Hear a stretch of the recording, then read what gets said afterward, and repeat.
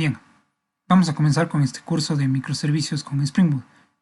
Saludos a todos. Tienen en pantalla el sitio de Spring Initializer con la configuración que necesitaremos para el proyecto sobre el cual vamos a trabajar. Básicamente requerimos de las dependencias Spring Web para programar con arquitectura MVC, también Spring DevTools, que es opcional pero nos habilita funcionalidades que agilizan el desarrollo. Además vamos a agregar JPA para la persistencia de datos y por último el driver para conectarse con una base de datos Postgres. Una vez descargado el proyecto vamos a empezar por la capa de modelo. Entonces, creamos un paquete que llamaremos modelos. Dentro de él vamos a crear una primera clase que llamaremos persona. Y vamos a indicar que se trata de una entidad. Luego vamos a asociar esta entidad a una tabla en base de datos. El nombre es importante que lo escriban así si quieren que se respete las mayúsculas. El esquema en este caso no es necesario, pero lo he puesto para que sepan cómo se especifica. Ahora agregaremos los atributos de la clase. Tendrá un atributo de tipo string que identifica al objeto, lo cual indicaremos con la notación ID. Y con la notación en columna estaremos ajustando directamente el campo en la base de datos. Un nombre para el campo y lo definiremos una longitud de 10.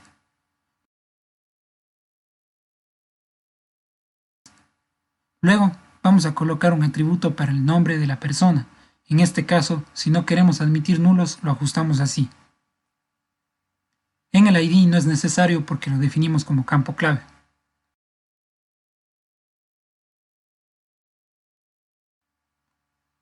Aumentaremos otro atributo que será el género, que lo vamos a limitar a una cadena de un carácter, es decir, M es masculino o F es femenino, o la inicial que sea.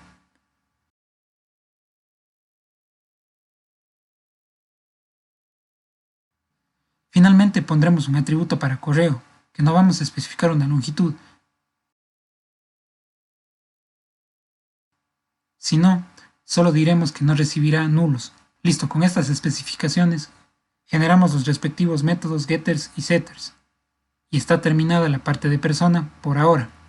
Bien, aquí tenemos un diagrama entidad-relación que representa lo que queremos construir. Tenemos ya la clase persona con todos sus atributos y que tiene un identificador como llave primaria. Aquí tenemos una nota con la simbología para llaves primarias y foráneas.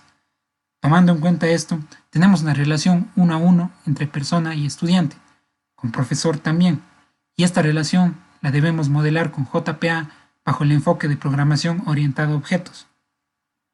Entonces vamos a crear una clase estudiante, que a su vez será una entidad, y estará asociada a una tabla en base de datos.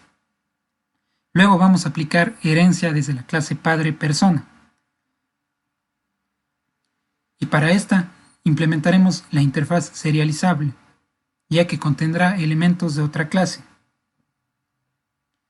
Y para implementar esta interfaz es necesario declarar este atributo estático. Con esto, ahora sí agregamos los atributos para estudiante, es decir, beca y estado.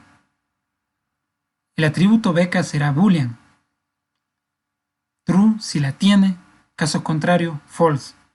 Y aquí veremos este ajuste a nivel de base de datos con el cual podemos establecer false. Algo similar haremos con el estado del estudiante, que será de tipo entero y llevará por defecto valor 1 desde el código y en base de datos también. Esto de los estados es para representar, por ejemplo, así: 1 es inscrito, 2 puede ser retirado, 3 graduado, etc. Y ya saben, generamos métodos getters y setters y ya.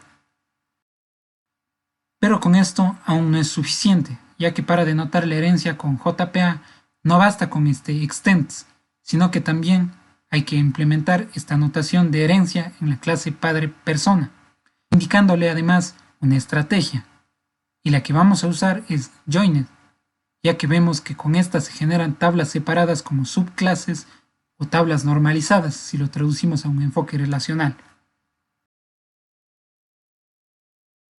Con esto basta de este lado, porque en la subclase vamos a definir la relación 1 a 1 a nivel de base de datos, con la notación primary key column, donde definimos el nombre de la columna, e indicaremos que además de primaria será una llave foránea. y así obtendremos implícitamente una relación 1 a 1. Entonces esta parte estaría lista. Ahora, para probar, necesitamos configurar una base de datos y vamos a conectarnos a una en la nube, esto con Heroku. Aquí creamos una aplicación y en la opción de recursos vamos a implementar Heroku Postgres. Y esperamos a que se genere. Bien, aquí vamos a tener un panel donde vemos que la base está vacía, pues recién la acabamos de crear. Nos dirigimos a ajustes y aquí podemos ver nuestras credenciales. Primero, vamos a copiar el host y lo vamos a configurar de la siguiente manera, en el archivo application.properties. Lo pegamos en la URL del data source, haciendo referencia al driver JDBC para Postgres. Indicamos el puerto 5432. Ahora copiaremos el nombre de la base de datos y lo pegaremos luego de un slash. Bien, ahora vamos a traer el nombre del usuario, lo pegamos, hacemos lo mismo para la contraseña, igualmente. El siguiente ajuste será para el manejo del DDL por parte de Hibernate contra la base de datos. Hay varias opciones, pero de momento elegimos la de Create Drop para poder ir modificando el esquema de base de datos, y cuando la completemos pasaremos a Update.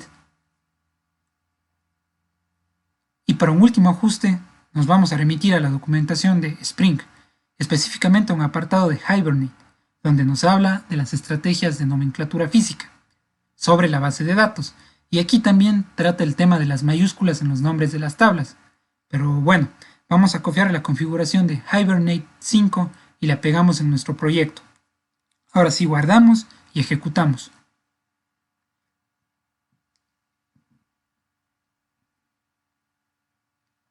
Para saber que tu base de datos se ha generado, deben fijarse que aparezca este mensaje de inicialización de JPA.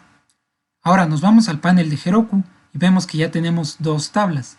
Pero para revisar nuestra base de datos con mayor detalle, podemos configurarla en pgadmin u otra herramienta. Creamos un nuevo servidor, hay que darle un nombre e ir configurando los parámetros de manera similar como lo hicimos en el proyecto.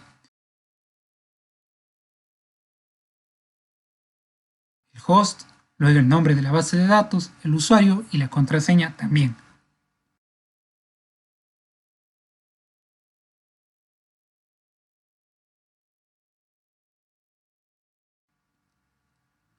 Una vez tengamos creado el servidor, lo abrimos y este contendrá un gran número de bases de datos. Podemos buscar la nuestra con su nombre y control F. Aquí está. Abrimos la base de datos y nos vamos al esquema público, después a tablas, y ahí tenemos el par de tablas que creamos. Constan las llaves primarias y foráneas que establecimos. Podemos revisar si está definida de manera correcta. Vemos que sí se aplicaron los tipos de datos, los valores por defecto también.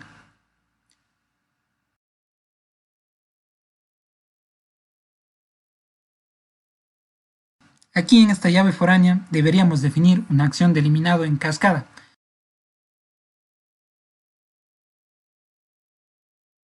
Para que cuando se elimine un estudiante, por ejemplo, también se eliminen sus datos relacionados en persona y no queden sin referencia. Esto se puede conseguir con la anotación de Hibernate on delete, precisamente con esta acción de cascada, que actúa directamente a nivel de base de datos.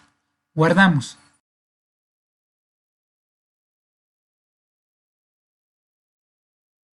Si vamos a pgadmin y revisamos la tabla estudiante, ahora ya estará definida con eliminación en cascada.